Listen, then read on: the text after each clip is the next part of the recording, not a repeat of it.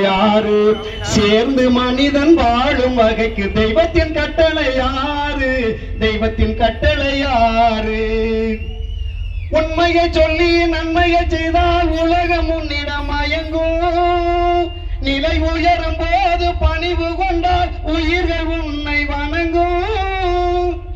உண்மையை சொல்லி நன்மையை செய்தால் உலகம் உன்னிடம் மயங்கும். நிலை உயரும் போது பணிவு கொண்டால் உயிர்கள் உன்னை வணங்கும். இதில் உண்மை என்பது அன்பாகும், பெரும் பணிவு என்பது பண்பாகும். இந்த இரண்டு கட்டளை அறிந்த மனதில் எல்லா நன்மையும் உண்டாகும், எல்லா நன்மையும் உண்டாகும். ஆறு மனமே ஆறு, அந்த ஆண்டவன் கட்டளை யாரு? ஆறாம் முதலமைச்சர் யாரு? நம்ம தளபதி விஜய். நான் சொல்லவில்லை, கண்ணதாசன் சொல்லி பழனிமலை கப்ப முருகன் சொன்னதியா.